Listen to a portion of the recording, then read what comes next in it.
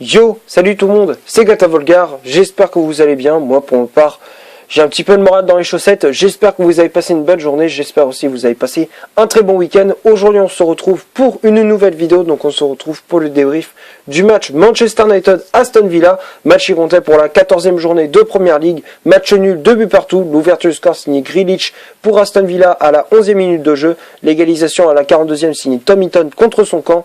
Le deuxième but à la 64e signé Victor Lindelof pour Manchester United, et à la 66e c'est Mings qui recolle les deux équipes à égalité. Et suite à ce match nul, Manchester United reste dans le ventre mou de ce championnat. Manchester pointe à la 9e place à égalité de points avec Burnley 10e et Crystal Palace 11e. Donc là on est dans le ventre mou de ce championnat, voilà, avec un bilan de 4 victoires, 6 matchs nuls et 4 défaites. Voilà, donc pour débriefer un peu ces 90 minutes entre Manchester United et Aston Villa, les 45 premières plutôt décevantes, voilà, on va pas se mentir, côté mancunien, on s'est fait pas mal chier, voilà, en tant que supporter, on s'est fait chier, voilà. Ensuite, on se prend ce premier but sur un centre d'El Ghazi qui est un peu fuyant, qui est un peu fuyant, voilà.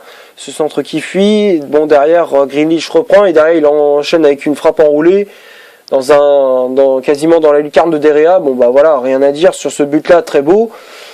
Après défensivement toujours des failles, beaucoup de manque de concentration, on n'est pas assez attentif, voilà. Donc à chaque fois c'est toujours les mêmes problèmes, à chaque fois c'est au fur et à mesure des matchs, on prend les mêmes, on recommence quoi, voilà. Manque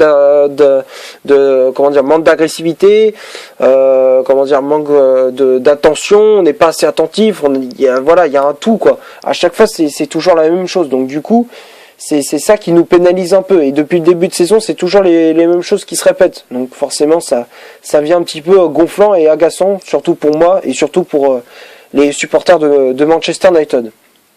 Voilà, donc ça c'est des choses qui agacent un petit peu. Après on essaye de courir après le score pendant plus d'une demi-heure de jeu. Voilà, il fallait attendre la 42e minute de jeu sur un corner de Fred. Il le joue quoi avec Andreas Pereira, le centre du Brésilien trouve Marcus Rashford de second poteau, et derrière c'est Tom Hinton qui dévie ce ballon dans ses propres buts, voilà, le gardien de Aston Villa, et ça permet à Manchester United de recoller au score juste avant la pause, donc ça fait un but partout entre les deux équipes. Donc en second mi-temps, on a eu des occasions chaudes, voilà, avec notamment Aaron Wan-Bissaka qui vient trouver les gants de Tom Hinton, voilà, un décalage de Fred à droite pour Aaron Wan-Bissaka qui vient trouver Hinton sur son passage. Et ensuite, on prend l'avantage, même grâce à Victor Lindelof, pour une fois qu'il faisait un bon match, pour une fois, pourquoi il fait pas tout le temps ça? Voilà, et d'un coup, je sais que je hausse le ton, mais voilà, c'est le match typique de Victor Lindelof pour que ça soit un bon défenseur. Voilà, un match comme ça qu'il fallait. Voilà, c'est son match référence. J'en demande pas plus. De l'agressivité, il marque un but, présent sur les coups de pied arrêtés. Voilà, le match parfait. J'en demande pas plus. C'est pour ça que je le critiquais tout le temps, parce qu'il faisait que des conneries. Perte de balle et tout, à chaque fois il faisait des conneries. Le nombre de pions qu'on se prenait, c'était de sa faute. Et là, dans ce match-là, d'un coup, je sais pas ce qu'il lui a pris, il s'est dit, putain, c'est mon quart d'heure, c'est mon moment, je vais tout donner. Et là, il l'a fait, il a marqué. Bravo. Voilà, franchement, je dis bravo à Victor Lindelof. Voilà. Bravo à lui, et franchement j'espère qu'il va continuer sur ce rythme-là. Voilà, il a marqué, j'espère qu'au prochain match, peut-être il va marquer encore une fois. Et demain, c'est justement demain, là ce sera The Big Match. The Big Match, là on va affronter Tottenham, voilà, avec Tocqueville Mourinho. Voilà, donc j'espère que Victor Lindelof va lui faire de toutes les couleurs au technicien portugais. J'espère qu'il va lui faire voir de toutes les couleurs. Voilà. Donc j'espère que les gars, le manque d'attention et tout, vous le mettez de côté, parce que demain on va affronter Tottenham, et là je veux pas d'erreur, je veux 11 guerriers sur le terrain, je veux de la grinta, Je veux qu'on lâche rien. Comme le match qu'on a fait contre Sheffield United. On n'avait rien lâché. On était mené 2-0. On est remonté jusqu'à 3-2. Avant qu'on se prenne ce but à la dernière minute, on s'en foutait. Voilà. Moi, je veux un match comme ça. Qu'on n'a rien lâché. On est allé jusqu'au bout. On est même passé devant au tableau d'affichage. Voilà. Moi, je veux un match comme on a fait contre Sheffield United. On n'a rien lâché. Voilà. Moi, je veux ce genre de match et qu'on soit plus concentré défensivement. Voilà, c'est la chose où on doit maîtriser le plus. Voilà. Donc, pour revenir au match face à Aston Villa, je sais, je me suis un petit peu éloigné du sujet. Donc à la 64e, on marque ce deuxième but grâce à Victor Lindelof. Et à la 66e, malheureusement, encore une fois, comme je disais, manque d'attention, on n'est pas assez attentif. Voilà, on remanque tout le bloc, sauf Brandon Williams, voilà, qui est resté trop en retrait. Derrière, ça a permis merde, j'ai oublié son nom, à Mings, voilà, de marquer, voilà. Et ça permet à Aston Villa de repartir avec le point du nul. Donc voilà, franchement, on perd encore une fois 3 points bêtement. Déjà contre Sheffield United, on perd 3 points bêtement parce qu'on menait, on passe même devant le score, on revient, on passe même devant le score. Derrière, on concède le nul là-bas. Et là, encore une fois, on concède le nul. Donc voilà, ça commence vraiment à faire un peu beaucoup. Voilà, ça commence à être un petit peu agaçant. Donc voilà, j'espère que lors du prochain match contre Tottenham, on fera pas encore une fois un match nul. Surtout que c'est un concurrent direct pour la qualification pour la prochaine Ligue des Champions. Donc voilà, on a intérêt à vite se manier le cul pour gagner contre les gros. Voilà. Donc voilà, c'était le petit message que je voulais faire passer aux joueurs. Donc on va passer maintenant à la composition d'équipe que Ole Gunnar Solskjaer a aligné pour ce Manchester United Aston Villa. Donc ça a été un 4-2-3-1 classique avec David De Gea dans les buts de Manchester United. La charnière centrale, c'était Victor Lindelof associé à Harry Maguire. Maguire aussi qui a fait un match pas dégueulasse, voilà, franchement dans l'ensemble il a fait un match assez propre, voilà.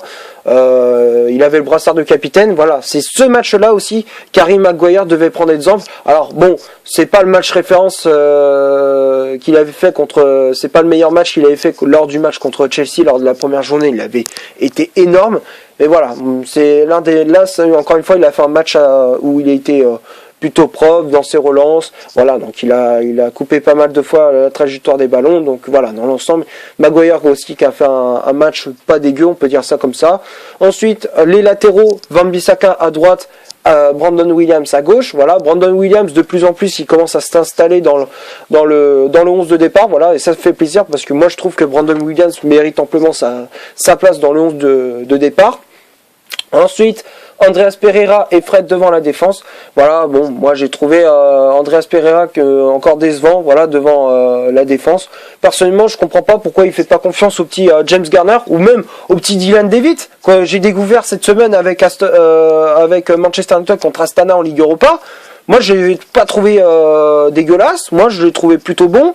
Voilà, donc j'aurais bien aimé de le voir contre Aston Villa, voilà, voire même le petit Garner, voilà, j'aurais bien aimé voir James Garner aux côtés de Fred. Je pense que le milieu de terrain aurait pu être un peu mieux équilibré, donc voilà, moi j'aurais préféré voir un petit Garner ou un Levitt qu'un Andreas Pereira, voilà. Donc comme je disais, devant la défense c'était Andreas Pereira et Fred, Juan Mata en numéro 10, Daniel James milieu latéral droit, Marcus Rashford milieu latéral gauche en pointe de l'attaque de Manchester United, c'était le français Anthony Martial.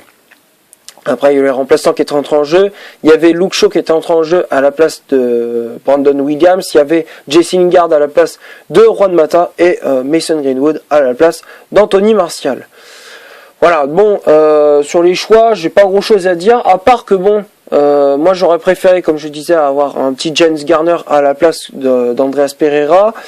Voilà, après, bon, j'aurais bien aimé voir aussi, Jesse Lingard, voilà, un peu plus libéré. Moi j'aurais préféré faire un 4-4-2, voilà, moi j'aurais associé, Marcus Rashford à Anthony Martial, voilà. Donc moi, ma composition de départ, moi, ce que j'aurais fait, personnellement, j'aurais fait un 4-4-2, Terra dans les buts, la charge centrale Lindelof Maguire dans ce match-là où ils ont été plutôt bons. Les latéraux, Wan-Bissaka à droite, Williams à gauche. Ensuite, devant la défense, je mettrai Fred associé à Garner, voilà, pour compenser l'absence de Pogba et de McTominay.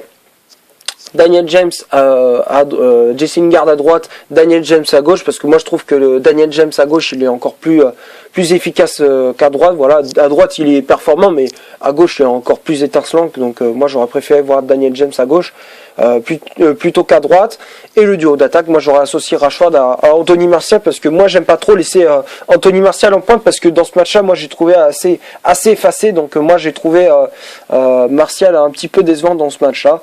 Donc voilà, après Mason Greenwood, j'aurais fait rentrer en jeu aussi en fin de match. Donc voilà, des choix, des remplacements assez compréhensifs. Même si bon, moi là en fin de match, j'aurais pas forcément fait rentrer Lucho à la place de Brandon Williams. Moi personnellement, j'aurais préféré faire rentrer en jeu James Garner à la place d'Andreas Pereira pour pour comment dire, comme je disais, rééquilibrer un petit peu le milieu de terrain de United. Voilà, donc on va passer maintenant aux statistiques de cette vidéo. Donc on va commencer par celle de Manchester United.